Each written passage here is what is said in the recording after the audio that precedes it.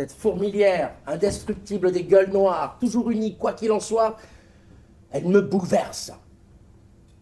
En vous soignant, j'ai l'impression d'être des vôtres.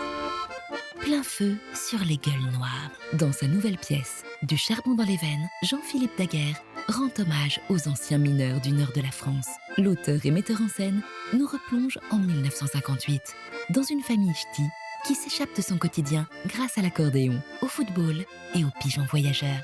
Je me suis intéressé à cette histoire, alors que je ne viens pas du tout de là-bas, tout simplement parce que j'ai vu une émission de l'INA de 20 minutes sur une famille en 1958 de ch'tis, avec un jeune mineur de 18 ans qui en paraissait 35, et qui creusait 6 jours sur 7 à 700 mètres, et qui, le soir, pour se détendre, il élevait des pigeons voyageurs. Et du coup, je trouvais ça très beau comme parabole, cette idée d'être sous terre quasiment 24 sur 24, mais le seul moment comme ça, qui est les petits moments qu'il a, c'est d'élever ces pigeons. Il y a vraiment une société vivante à travers quelque chose d'inhumain. Et je trouvais assez fascinant de trouver de l'humanité dans un travail inhumain. Donc à partir de là, je me suis créé une aventure avec un peu de suspense, de l'humour, sans tomber jamais dans la... J'ai pas voulu faire un reportage du tout. J'ai fait une fresque romanesque et humoristique et philosophique aussi. Humaniste, j'ai essayé en tout cas. Leïla à la mélodie. Tu vas voir, le seul piège, c'est la montée rythmique. Comme un cœur qui bat de plus en plus vite. Comme un cœur amoureux. Comme un cœur amoureux. L'arrivée d'une jeune Marocaine va perturber les habitudes de cette société très soudée. C'est le début de l'immigration marocaine dans les mines, et il y a les Polonais qui sont installés, les Italiens, les gueules noires, ils sont tous unis, mais quand arrivent les Marocains, c'est plus compliqué, et il y a cette petite Leïla qui va essayer d'intégrer l'orchestre en jouant l'accordéon.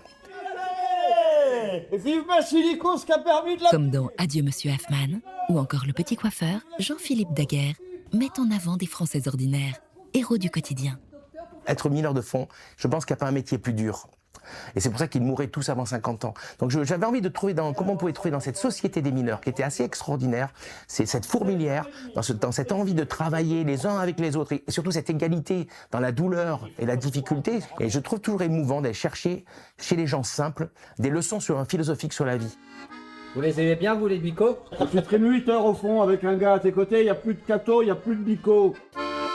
Dans le rôle du chef de famille au grand cœur, menacé par la maladie, on retrouve l'ancien humoriste Jean-Jacques Vanier. Moi, je suis fan de Jean-Jacques Vanier depuis toujours, depuis ses premiers seuls en scène. C'est quelqu'un que j'ai toujours admiré. Quand on a réussi à se rencontrer il y a quelques années, quand j'ai fait Adieu Monsieur Hoffman, il est venu me voir. Et à la fin, quand il est venu me voir pour me féliciter, moi, j'étais très ému parce que moi, j'avais envie de le féliciter pour toutes les fois où je l'ai vu sur scène. Je le trouvais extraordinaire. Donc, je lui ai proposé de lui écrire ce rôle. Et il a dit tout de suite oui. C'est pour ça qu'il a rejoint la mine avec moi. C'était les premiers de la classe. Mais il n'y a rien eu à faire, ils ont voulu être mineurs, comme leur père. Même si les mines de charbon ont disparu, la pièce fait écho au monde d'aujourd'hui. Cette notion qui était très importante, c'est de respect et de considération. Et je pense qu'aujourd'hui, il faut qu'on se penche sur la considération. Je pense que si on considère un petit peu les plus faibles, ou qui n'ont pas forcément les mêmes moyens financiers que d'autres, cette considération, c'est ça dont souffrent ceux qui gueulent et qui votent dans les extrêmes, qui ont peur de tout le monde et qui en ont marre, qui veulent mettre des claques à tout. C'est ça surtout le message numéro 1 du spectacle.